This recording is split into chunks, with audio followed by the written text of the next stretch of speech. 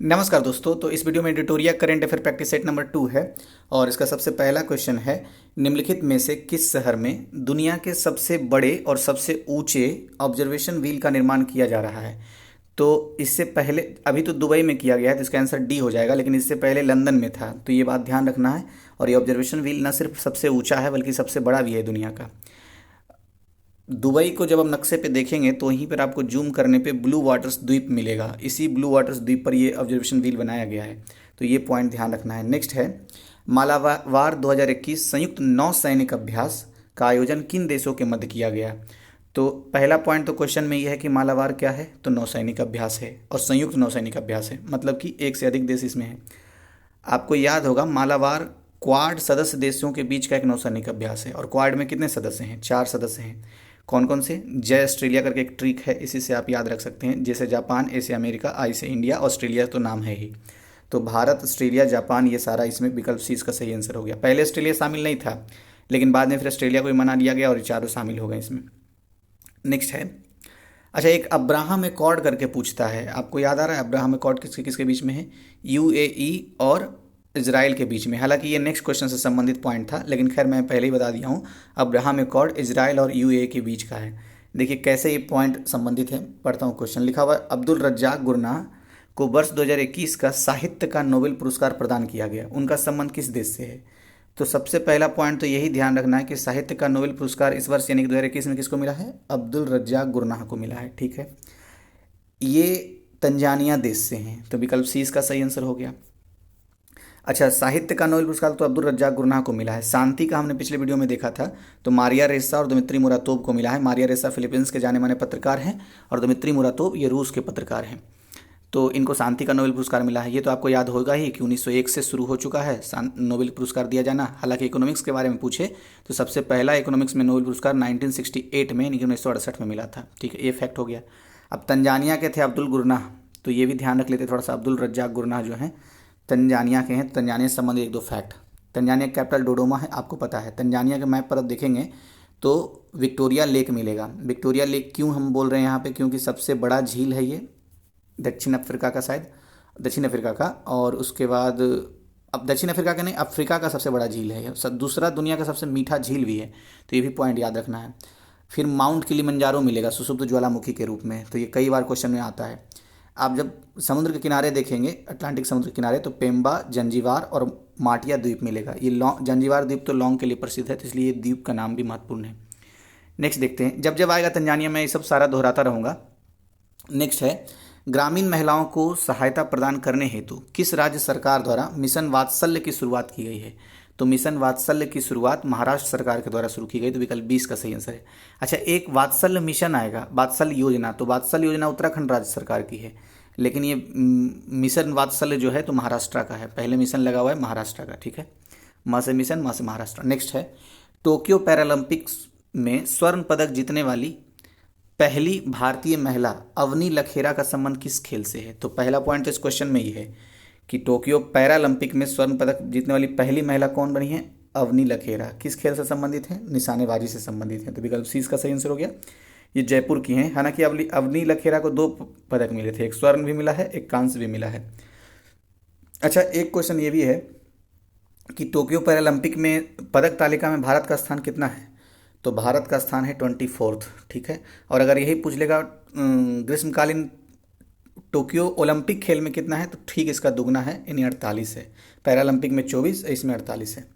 Next देखते हैं, किसे आईसीसीआई बैंक ने के एमडी और सीईओ के रूप में चुना गया है। तो संदीप बख्शी को चुना गया है, विकल्प ए इसका सही आंसर है। नेक्स्ट, 2021 में विश्व आर्थिक मंच के वार्षिक सतत विकास प्रभाव शिखर सम्मेलन 2021 का आयोजन किस शहर में किया गया। तो ये जेनेवा में किया गया है, और दरअसल इसका बस जेनेवा याद रखते हैं इसके बारे में। वैसे इसमें जो एक पॉइंट है विश्व आर्थिक मंच, तो इसके बारे में थोड़ा सा देख लेते हैं। विश्व आर्थिक मंच का हेडक्वार्टर भी जेनेवा में ही है, कोलोगनी, कोलोगनी एक जगह है वहीं पर है। और इसकी स्थापना 1971 में हुई थी, जनवरी 1971 में। और स्थापना किसने किया था, क्लास एवं श्वास ने किया था। तो विकल्प में ये जुड़ा हुआ बात था, और एक एनजीओ है ये। नेक्स्ट देखते हैं, यूनिसेफ द्वारा जारी चिल्ड्रन क्लाइमेट रिस्क इंडेक्स 2021 के संबंध में निम्नलिखित में से कौन से कथन सही हैं। तो इसमें सारे कथन सही, मैं सिर्फ पढ़ देता हूँ। सर्वाधिक प्रभावित देशों में प्रथम स्थान मध्य अफ्रीकी गणराज्य का रहा है। दूसरा पॉइंट, सबसे सुरक्षित देश आइसलैंड रहा है। किस चीज़ के मामले में? चिल्ड्रन क्लाइमेट रिस्क इंडेक्स 2021 के मामले में सबसे ज़्यादा प्रभावित देश कौन रहा है? मध्य अफ्रीकी गणराज्य रहा है। और दूसरा पॉइंट है सबसे सुरक्षित देश आइसलैंड रहा है। भारत का स्थान 26वां है। तो ये तो सारे सही हैं, तो विकल्प डी इसका सही आंसर हो गया। यूनिसेफ के बारे में एक दो पॉइंट जान लेते हैं। जैसे इसकी स्थापना 1946 में हुई है। 11 दिसंबर 1946 को यूनिसेफ की स्थापना हुई है। हेडक्वार्टर कहाँ है यूनिसेफ का? न्यूयॉर्क। वैसे यूनिसेफ का फुल फॉर्म क्या होता है? आप कमेंट बॉक्स में बताइएगा कमेंट करके। नेक्स्ट है, अगस्त 2021 में हुए निधन के संबंध में कौन सुमेलित नहीं है? तो देखिए, जो पहले सुमेलित थे उसे पढ़ लेते हैं। कल्याण सिंह उत्तर प्रदेश के पूर्व मुख्यमंत्री रहे हैं। वासुदेव प्रांजपे ये पूर्व भारतीय क्रिकेटर और कोच भी रहे हैं। ओ एम नाम्बियार ये भारतीय एथलेटिक्स कोच रहे हैं, ठीक है। जबकि ओ चंद्रशेखरन जो हैं ये भारत के हॉकी खिलाड़ी नहीं, पूर्व फुटबॉलर रहे हैं भारत के, तो ध्यान रखना है। नेक्स्ट है, किस मंत्रालय द्वारा समृद्ध कार्यक्रम की शुरुआत की गई? तो समृद्ध कार्यक्रम की शुरुआत माइटी मंत्रालय ने किया। माइटी शॉर्ट फॉर्म है इलेक्ट्रॉनिक्स एवं सूचना प्रौद्योगिकी मंत्रालय को माइटी बोलते हैं। तो ये समृद्ध कार्यक्रम है, ठीक है। इसका उद्देश्य क्या है? भारत के स्टार्टअप के विकास को बढ़ावा देना है समृद्ध कार्यक्रम का। और एक यूनिकॉर्न शब्द आता है स्टार्टअप से संबंधित, किसको बोलते हैं? जिसकी पूंजी $1 बिलियन से अधिक होती है, उस स्टार्टअप को, मैंने मतलब ऐसा स्टार्टअप जिसका पूंजी जो है वो $1 बिलियन से ज़्यादा हो, तो उसको यूनिकॉर्न कहते हैं। तो ये पॉइंट याद रखना है। नेक्स्ट है, किस राज्य सरकार ने ज्ञान कार्यकर्ताओं का समर्थन करके राज्य में नौकरी की संभावनाओं को बढ़ावा देने हेतु नॉलेज इकोनॉमी मिशन की शुरुआत की है? तो केरल ने नॉलेज इकोनॉमी मतलब मिशन की शुरुआत की है। तो विकल्प डी इसका सही आंसर हो गया। आप ज्योग्राफी से संबंधित एक दो पॉइंट है। अच्छा, पहले जनजाति की बात कर लेते हैं। चेचू जनजाति, टोडा जनजाति, इरुला जनजाति, ये तीनों आपको केरल में मिलेगा। जनजाति से संबंधित क्वेश्चन तो खूब बनते हैं। मालाबार तट केरल के पास ही है। अच्छा, भारत का सबसे छोटा नेशनल हाईवे कहाँ है? यही है, केरल में ही है। नेशनल हाईवे 47 सबसे छोटा हाईवे। लेक वेम्बनाड आपको दिखेगा मैप में, उसी के पास से गुजरता है। राष्ट्रीय नौकायन प्रतिस्पर्धा जो होता है ना, लेक वेम्बनाड के पास ही होता है। यहीं पे भारत का सबसे छोटा नेशनल हाईवे है, नेशनल हाईवे 47। नेक्स्ट देखते हैं। तो इतने सारे पॉइंट हो गए इसमें। जनजाति जरूर याद रखिए, चेंचू, टोंडा, इरुला, ये सब सारे, टोडा, चेचू, इरुला, ये केरल की जनजातियाँ हैं। दिहिंग पटकाई वन्यजीव अभयारण्य को किस राज्य का राष्ट्रीय उद्यान घोषित किया गया है? तो असम राज्य का राष्ट्रीय उद्यान घोषित किया गया है। असम का ये 7वां राष्ट्रीय उद्यान के रूप में जाना जाएगा, दिहिंग पटकाई वन्यजीव अभयारण्य। ये नाम पता है, दिहिंग नाम का रिवर है और पटकाई वहाँ हिल है, हिल मतलब पहाड़ी, तो दोनों के नाम से है दिहिंग पटकाई, मतलब दिहिंग रिवर हो गया, पटकाई हिल हो गया। तो ऐसे याद रख सकते हैं ये। अच्छा, एक दो, अच्छा राष्ट्रीय उद्यान के बारे में जब बात कर रहे हैं तो कुछ फैक्ट हम बार बार दोहराते हैं, उसे आपको याद करना चाहिए। जैसे कि सबसे पहला राष्ट्रीय उद्यान कौन सा है? तो सबसे पहला राष्ट्रीय उद्यान है, क्या नाम है उसका, उत्तराखंड में है, जिम कॉर्बेट राष्ट्रीय उद्यान। इसी को हैली नेशनल पार्क भी बोलते हैं अभी, लेकिन इसका नाम बदल गया है, ये भी करंट अफेयर में चल रहा है। क्या नाम रखा गया है? राम गंगा राष्ट्रीय उद्यान, ठीक है। अच्छा, सबसे छोटा राष्ट्रीय उद्यान कौन सा है?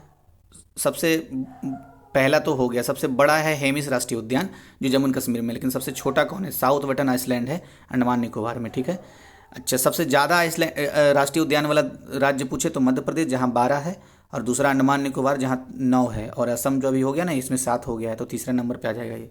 विश्व में सबसे पहला राष्ट्रीय उद्यान कहाँ कब मतलब कहाँ खुला था ये? तो टोबैगो मुख्य पहाड़ी वन संरक्षित क्षेत्र 1776 में पहला राष्ट्रीय उद्यान के रूप में जाना जाता है। हालांकि कहीं कहीं नाम कुछ और भी, येलो स्टोन करके आता है, तो खैर ये आप अपने स्तर पर चेक कर लीजिएगा। नेक्स्ट है, किस मंत्रालय द्वारा पोषण सुरक्षा के उद्देश्य से आहार क्रांति मिशन की शुरुआत की गई है? तो स्वास्थ्य एवं परिवार कल्याण मंत्रालय के द्वारा आहार क्रांति मिशन की शुरुआत की गई है। नेक्स्ट है, भारतीय कंपनी क्लीन मैक्स ने 100% नवीकरणीय ऊर्जा के लक्ष्य की प्राप्ति हेतु किसके साथ समझौता किया है? तो फेसबुक के साथ समझौता किया है। विकल्प 20 का सही आंसर हो गया। भारत का पहला वर्टिकल टावर फॉरेस्ट माना फॉरेस्ट कहाँ बनाया जा रहा है? तो बेंगलुरु में बनाया जा रहा है। बेंगलुरु से आपको याद आना चाहिए, इसरो का हेडक्वार्टर यहीं है। 1969 15 अगस्त को इसरो की स्थापना बेंगलुरु में हुई थी। नेक्स्ट है, बालिकाओं को सशक्त बनाने के उद्देश्य से किस राज्य सरकार ने राष्ट्रीय बालिका दिवस के अवसर पर पंख अभियान की शुरुआत की है? तो राष्ट्रीय बालिका दिवस के अवसर पर पंख अभियान की शुरुआत की है मध्य प्रदेश सरकार ने। विकल्प 20 का सही आंसर है। अच्छा, एक क्वेश्चन आता है, अच्छा मध्य प्रदेश से ये बात याद आ रहा है ना, सबसे ज़्यादा राष्ट्रीय उद्यान यही हैं, 12 कुल राष्ट्रीय उद्यान है, नेशनल पार्क। एक राष्ट्रीय बालिका दिवस कब मनाया जाता है? एक क्वेश्चन ये है। दूसरा क्वेश्चन ये है ये कि राष्ट्रीय बालिका दिवस के अवसर पर एक दिन का मुख्यमंत्री उत्तराखंड में बनाया गया था। किसको बनाया गया था? तो ये 2 क्वेश्चन है, आप बताइएगा मुझे, नहीं तो वेट कीजिए आगे आएगा। नेक्स्ट है 22 मार्च 2021 को मनाए गए विश्व जल दिवस का थीम क्या था? तो वैल्यूइंग वाटर, ये विश्व जल दिवस का थीम था। विकल्प 20 का सही आंसर हो गया, लेकिन एक क्वेश्चन इसके क्वेश्चन में ही था, एक क्वेश्चन छिपा हुआ, क्या 22 मार्च को विश्व जल दिवस मनाया जाता है? तो जब कभी मैच कर देने दे तो ये डेटा काम आएगा। समर्पण दिवस हमने पिछले वीडियो में देखा था, 11 फरवरी को समर्पण दिवस मनाया जाता है दीनदयाल उपाध्याय के मतलब स्मृति में। और एक 10 फरवरी भी हमने देखा था, राष्ट्रीय दलहन दिवस मनाया जाता है। राष्ट्रीय दलहन दिवस 10 फरवरी और 11 फरवरी को समर्पण दिवस, 22 मार्च को जल दिवस। तो फिर कभी आएगा दिवस तो दोहरा दूंगा। नेक्स्ट है प्रकाशित की गई पुस्तक नो द एंटी नेशनल्स के लेखक कौन है? तो RSN सिंह है। विकल्प डी इसका सही आंसर हो जाएगा, RSN Singh, know the anti nationals. Next है पर्यटन को बढ़ावा देने के उद्देश्य से देश का पहला स्की पार्क किस राज्य या केंद्र शासित प्रदेश में स्थापित किया गया है? तो स्की पार्क ये हिमाचल प्रदेश में स्थापित किया गया है, तो विकल्प ए इसका सही आंसर हो गया। अच्छा, हिमाचल प्रदेश से संबंधित कुछ डेटा देख रहा था, कुछ मिल नहीं पा रहा था, तो मैं पॉलिटी से संबंधित देख लिया हूँ। क्या है? लोकसभा की 4 सीटें हैं, राज्यसभा की 3 सीटें हिमाचल प्रदेश में, विधानसभा की 68 सीटें हैं। चुनाव भी होने वाले हिमाचल प्रदेश में। तो मैच द फॉलोइंग करने में जब देता है ना पीटी में, पॉलिटी के अंतर्गत, तो ये काम आएगा। लोकसभा की 4 सीटें हिमाचल प्रदेश के पास है, राज्यसभा की 3 सीटें और विधानसभा की 68 सीटें हैं। नेक्स्ट, भारत ने किस देश के साथ जल संसाधनों के क्षेत्र में समझौता किया है? तो जल संसाधन के क्षेत्र में जापान के साथ समझौता किया है। और जब किस चीज़ में? भारत और जापान में समझौता हुआ जल संसाधन के क्षेत्र में, ठीक है। तो विकल्प बी तो इसका सही आंसर हो ही गया, लेकिन जापान से संबंधित कुछ फैक्ट याद आने चाहिए, जैसे कांतो का मैदान जापान में है, एनु जनजाति जापान से संबंधित है, ये सब पूछे गए क्वेश्चन हैं। उसके बाद क्यूरोसिबो जलधारा और ओयासिबो जलधारा, ये दोनों जलधारा जापान के पास मिलेगा आपको। ओयासिबो गर्म है कि ठंडा? ओयासिबो ठंडा है, और क्यूरोसिबो जिसको काली जलधारा भी बोलते हैं, गर्म जलधारा है। नेक्स्ट, राष्ट्रपति रामनाथ कोविंद द्वारा किसे वेटन ऑफ ऑनर से सम्मानित किया गया है? तो वेटन ऑफ ऑनर से सम्मानित किया गया किरण बेदी को। ये देश की पहली आईपीएस ऑफिसर हैं, महिला IPS officer. Next, national institute of oceanography द्वारा किस महासागर में पहली बार जीनोम मैपिंग परियोजना की शुरुआत की जाएगी? तो हिंद महासागर में जीनोम मैपिंग परियोजना की शुरुआत की जाएगी, किसके द्वारा? नेशनल इंस्टीट्यूट ऑफ ओशनोग्राफी द्वारा। नेक्स्ट, केंद्र सरकार ने खाद्य सुरक्षा के लाभार्थियों की सुविधा में विस्तार के लिए किस ऐप को लॉन्च किया है? तो मेरा राशन नामक ऐप को लॉन्च किया, विकल्प 20 का सही आंसर हो गया। हम नेक्स्ट देखते हैं, नीति आयोग द्वारा जारी इंडिया इनोवेशन इंडेक्स 2.0 2020 में किस राज्य को प्रथम स्थान प्राप्त हुआ है? तो कर्नाटक को पहला स्थान प्राप्त हुआ है। किस चीज़ में? नीति आयोग द्वारा ने जारी किया है इंडिया इनोवेशन इंडेक्स 2.0, तो इसी में पहला स्थान प्राप्त हुआ है। अच्छा, कर्नाटक राज्य ही पता है पहला एक ऐसा राज्य बना है जिसने 1% आरक्षण दिया, किसको? ट्रांसजेंडर को। नेक्स्ट, अंतर्राष्ट्रीय सौर गठबंधन का महानिदेशक किसे नियुक्त किया गया है? तो अंतर्राष्ट्रीय सौर गठबंधन का महानिदेशक नियुक्त किया गया है अजय माथुर को, तो विकल्प 20 का सही आंसर है। कहाँ है हेडक्वार्टर अंतर्राष्ट्रीय सौर गठबंधन, जिसको ISA भी कहते हैं? गुरुग्राम में है, हरियाणा गुरुग्राम, जिसको पहले गुड़गांव कहते थे। नेक्स्ट है भाविना पटेल का संबंध किस खेल से है? तो पैरा टेबल टेनिस से संबंधित हैं भाविना पटेल, तो विकल्प ए इसका सही आंसर हो गया। अच्छा, भाविना पटेल का नाम एक चीज़ की और लिया जाता है, सबसे पहले जो पदक जीता पैरालंपिक खेल में भारत ने, तो इन्होंने ही दिलवाया था, भाविना पटेल ने ही रजत पदक दिलवाया था, ठीक है। और टेबल टेनिस से संबंधित हैं ये। नेक्स्ट, भारत का सबसे बड़ा फ्लोटिंग सोलर प्लांट किस राज्य में लगाया गया है? सबसे बड़ा फ्लोटिंग सोलर प्लांट विकल्प बी तेलंगाना में लगाया गया है, ठीक है। और लेकिन विश्व के स्तर पर पूछ देता तो सिंगापुर में है सबसे बड़ा सोलर पैनल जो लगाया गया, सोलर प्लांट लगाया गया, तो विश्व में सिंगापुर, भारत में तेलंगाना में, ठीक है। नेक्स्ट है किसानों की आय को दोगुना करने के उद्देश्य से किस राज्य सरकार द्वारा किसान कल्याण मिशन की शुरुआत की गई है? तो उत्तर प्रदेश सरकार ने किसान कल्याण मिशन की शुरुआत की है 2022 तक किसान की आय को दोगुना करने के लिए। नेक्स्ट है परशुराम कुंड मेला का आयोजन किस राज्य में किया गया? तो ये अरुणाचल प्रदेश में किया गया है, विकल्प 20 का सही आंसर हो गया। अच्छा, अरुणाचल प्रदेश से याद आ रहा होगा आपको, वहाँ कुछ हिल्स हैं, तो उसके क्रम में लगाने के लिए अगर आपको दे दे तो ऊपर से नीचे आप लगा सकते हैं मिसमी हिल, अहोर हिल, मीरी हिल और डाफला हिल, ऐसे करके लगा सकते हैं। नेक्स्ट, किस राज्य में फ्रूट केक आंदोलन चर्चा में रहा? तो ये तो महाराष्ट्र में रहा था फ्रूट केक आंदोलन। और अगर विश्व के स्तर पर पूछा जाए पाइन एप्पल आंदोलन मूवमेंट, पाइन एप्पल मूवमेंट, तो ये किस में रहा था? ये क्या नाम है उसका जो चीन से अलग है अभी? ताइवान में था ये। नेक्स्ट है किस राज्य सरकार ने भांग की व्यावसायिक खेती को अनुमति देने की घोषणा की? तो भांग की व्यवसायिक खेती की अनुमति विकल्प डी है, हिमाचल प्रदेश ने दी है। हिमाचल प्रदेश से संबंधित अभी हमने देखा था कि सबसे पहला स्की पार्क यहाँ खोला गया है।